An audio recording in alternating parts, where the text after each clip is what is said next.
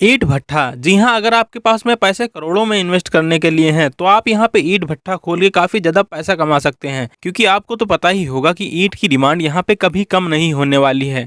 Day by day construction बढ़ रहा है और ईंट यहाँ पे काफ़ी ज़्यादा डिमांडिंग में चल रही हैं।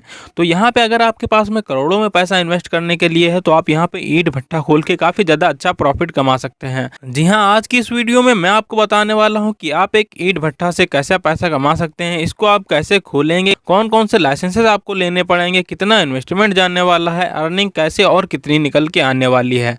आज की इस वीडियो में मैं आपको ए टू जेड टोटल जानकारी देने वाला हूं, जिससे कि आप एक ईंट भट्ठा आराम से चला सकते हैं। तो अगर आप एक ईंट भट्ठा खोलना चाहते हैं तो आज की इस वीडियो को अंत तक देखिएगा।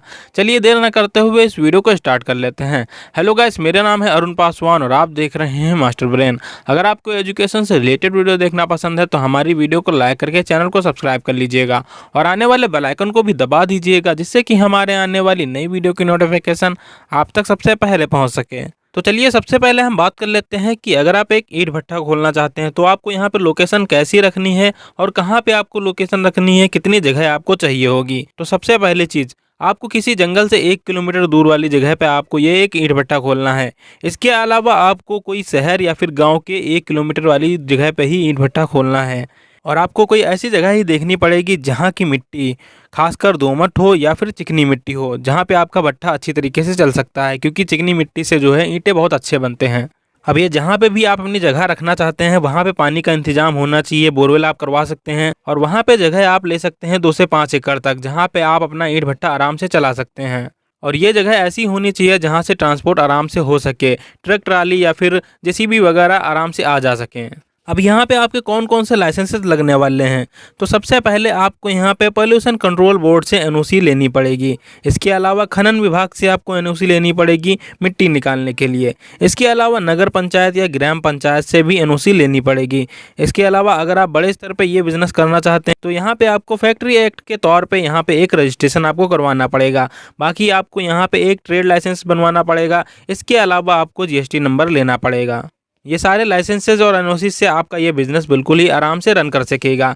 इसके अलावा आपको यहाँ पे किन किन चीज़ों की ज़रूरत पड़ने वाली है, यानी कि इंफ्रास्ट्रक्चर या फिर कौन कौन सी मशीनों की आपको ज़रूरत पड़ने वाली है।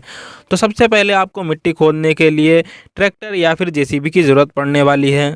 इसके अलावा आपको मिट्टी गूंदने वाली मशीन की ज़रूरत पड़ने वाली है। बाकी अगर आप मज़दूरों से मिट्टी गुंदवाना चाहते हैं तो वो भी आप करवा सकते हैं। इसके लिए ईंट ढलाई के लिए आपको सांचे की ज़रूरत पड़ने वाली है, यानी कि मोल्ड्स की ज़रूरत पड़ने वाली है, जिससे कि यहाँ पे ईंटें बनाए जाते हैं। इसके अलावा पानी की सुविधा आपके पास में होनी चाहिए। आप बोरवेल भी करवा सकते हैं या फिर किसी नदी के आसपास भी अपना भट्ठा खोल सकते हैं। अब यहाँ पे आपको एक बड़ी सी चिमनी बनानी पड़ेगी और उसके आसपास भी आपको यहाँ पे कंस्ट्रक्शन करवाना पड़ेगा, जिसमें कि ईंट पकने वाले हैं।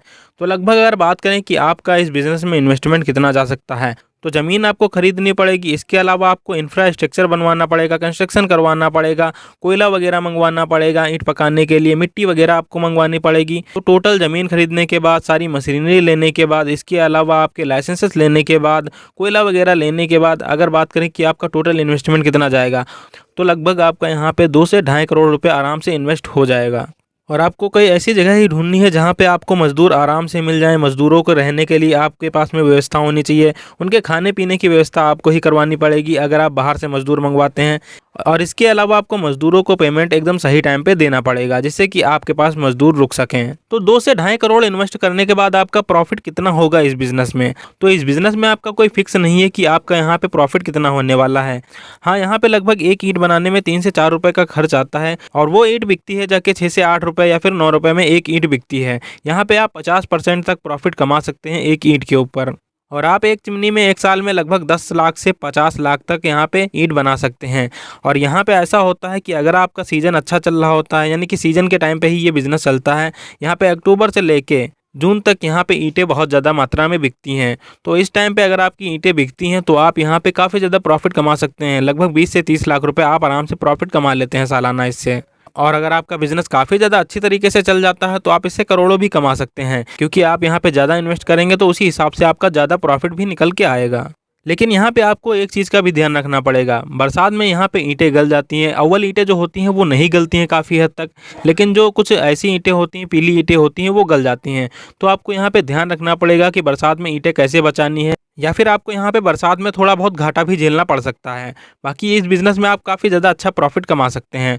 ओके गाइस, ये थी एक छोटी सी वीडियो जिससे कि आप एक ईंट भट्टे का बिज़नेस बिल्कुल ही आराम से कर सकते हैं। अगर आपको ये वीडियो इन्फॉर्मेटिव लगी हो तो हमारी वीडियो को लाइक करके ज़रूर जाइएगा। मैं मिलता हूँ आपको नेक्स्ट वीडियो में, तब तक के लिए गुड बाय।